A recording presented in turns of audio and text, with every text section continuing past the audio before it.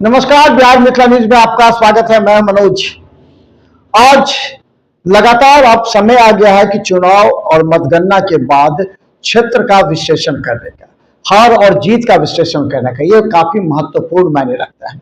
इसलिए कि आप देखिए, लोकसभा के बाद विधानसभा चुनाव आ जाएंगे और अभी से विधानसभा की तैयारी के लिए जो उम्मीदवार है वो तमाम इन बातों को ध्यान रखेंगे कि लोकसभा में राजद, इंडिया गठबंधन या फिर भारतीय जनता पार्टी के प्रत्याशी की मुश्किलें क्या थी, जो कशमकश की स्थिति थी और कैसे भाजपा जीती और कैसे इंडिया गठबंधन मिथिलांचल के 5 लोकसभा सीट से हारी।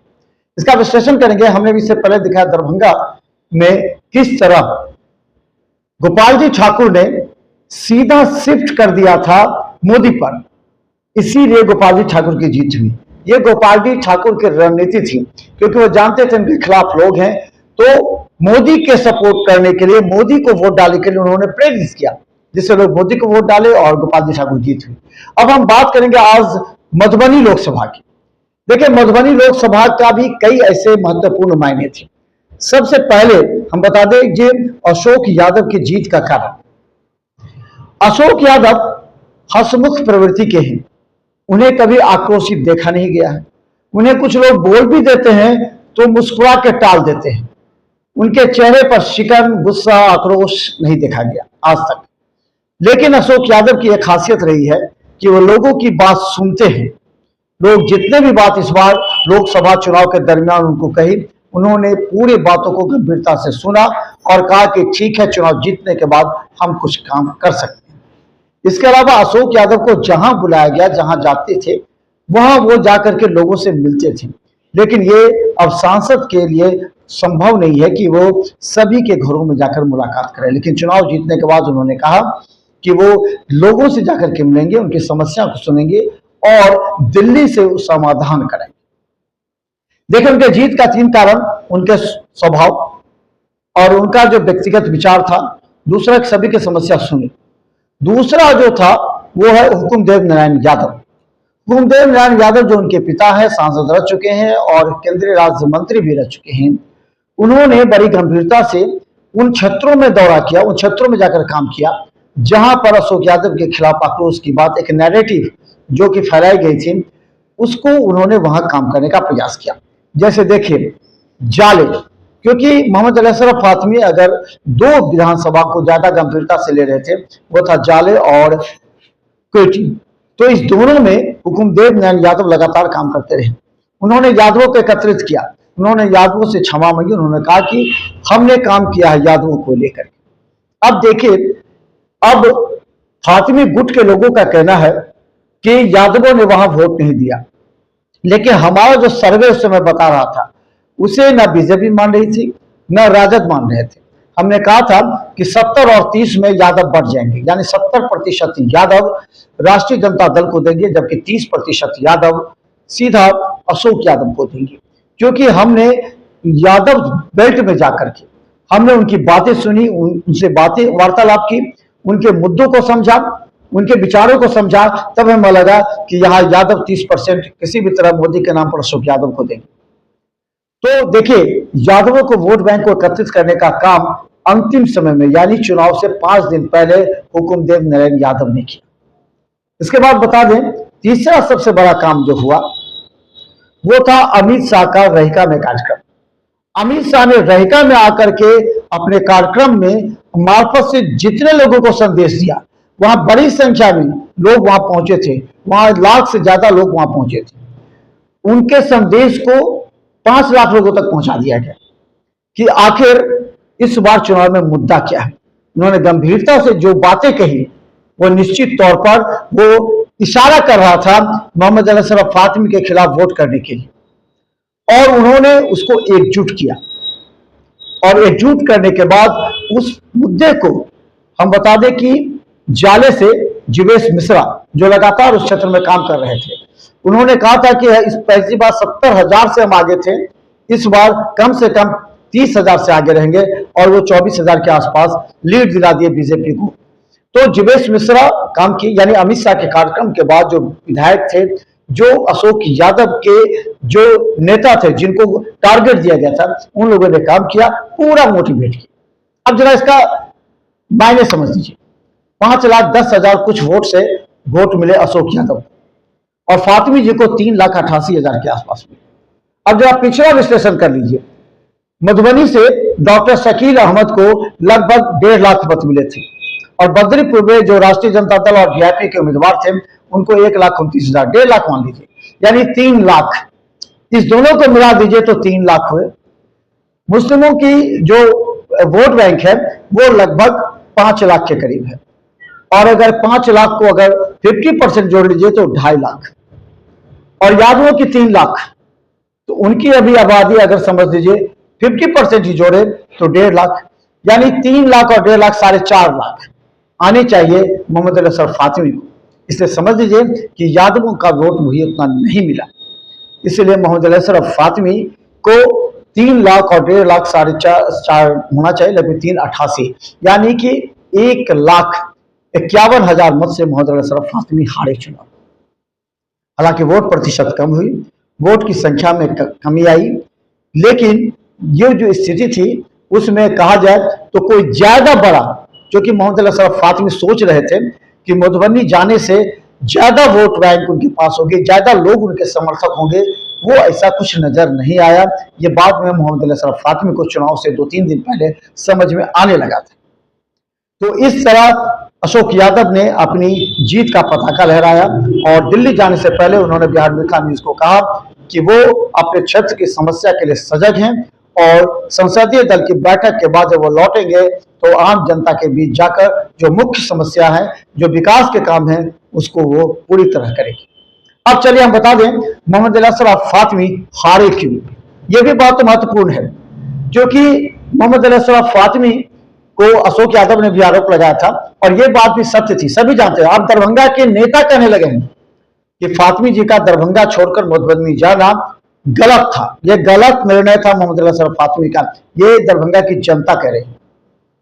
अब समझिए, पहला था मोहम्मद अली असरफ फातिमी ने अपने सिर पर जो पगड़ी बांधी हरे रंग की, उसको अशोक यादव ने चुनाव से 1 सप्ताह पहले भुनाना प्रारंभ कर दिया और उसको उत्तर प्रदेश के एक नेता से संज्ञान देते हुए कहा कि उस मॉडर्न पर मोहम्मद अली असरफ फातिमी चुनाव लड़ रहे हैं, जिससे यादव और मुस्लिम छोड़कर के बाकी एक तरफ चले जाते नजर आए।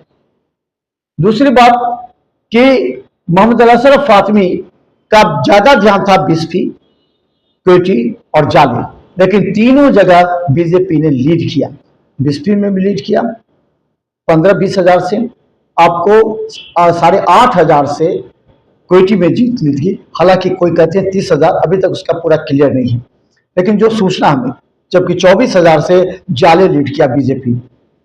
इन 3 जगह बीजेपी ने लीड किया, 30,000 के आसपास मधुबनी को लीड किया बीजेपी ने। तो इन तमाम जगहों पर बीजेपी लीड करती चली। अब समझिए, मोहम्मद अली असरफ फातिमी के पास कुछ ऐसे लोग थे जिन्होंने मोहम्मद अली असरफ फातिमी को सही तरीके से उन्हें गाइडलाइन नहीं किया। देखिए, दरभंगा के कुछ लोग वहां चले गए थे जो कि पूरा मॉनिटरिंग कर रहे थे, जिसका नतीजा था कि मधुबनी के महागठबंधन के नेता इससे थोड़ा सा अंदर ही अंदर आक्रोशित थे। हमने मधुबनी के कांग्रेस के और राजद के कुछ नेताओं से जब बात की तो उन्होंने खुले शब्दों में कहा कि उन्हें ज्यादा दायित्व नहीं सौंपा गया है काम करने का, क्योंकि देखिए, जब भी कोई चुनाव लड़ता है तो उनकी जो कोर कमेटी होती है वो अपने घटक दलों को एक टारगेट देती है कि आपको ये करना है, आपको यहाँ जाना है, आपको इस तरह क्षेत्र को संभालना है। तो फातिमी ने बहुत अच्छा काम किया ये कि उन्होंने अपने 3 गुट में लोगों को बांटा, जो कि एक मुस्लिम वोट बैंक को प्रभावित करने के लिए था, जहां सीधा बताया जा रहा था संविधान खतरे में है, इसलिए पूरी तरह वोट करें। इसलिए मधुबनी में एग्रेसिव पोल मुस्लिम संप्रदाय के लोगों ने किया। ब्रह्मपुरा में 86% कर दिया। आपने देखा जाले में 55% तक, 60% तक की बात कही जा रही है।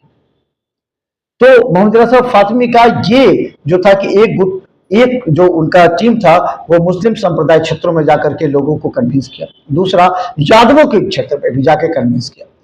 तो उसके अलावा कुछ अलग अलग, जिसमें उन्होंने ब्राह्मणों का भी वोट मिला, ऐसे कहते हैं लोग, बेनीपट्टी सहित अन्य क्षेत्रों में ब्राह्मण का वोट मिला, वैश्य का भी वोट मिला। हालांकि हमने कहा था, याद कीजिएगा जो बद्री पूर्वे का जो 1.5 लाख था, जिसमें यादवों ने उन्हें वोट नहीं दिया था, लेकिन 75,000 जो कि वैश्य का वोट था, उन्होंने समीर महासेठ और सुमन महासेठ को कहा कि आप चुनाव लड़ते तो हम वोट देते, लेकिन आप चुनाव नहीं लड़ रहे, इसलिए हम ये बीजेपी को देंगे। और ये 75,000 वोट ट्रांसफर हो गए सीधा बीजेपी को। तो ये समझ लीजिए कि बीजेपी को ये इजाफा हुआ 75,000, और समझिए 75,000 जो है वो यादवों का वोट अगर संकलित करे तो इस तरह अशोक यादव को 1,51,000 मत मिले। अब मोहम्मद अली अशरफ फातमी का ये दूसरा सबसे बड़ा सेटबैक था।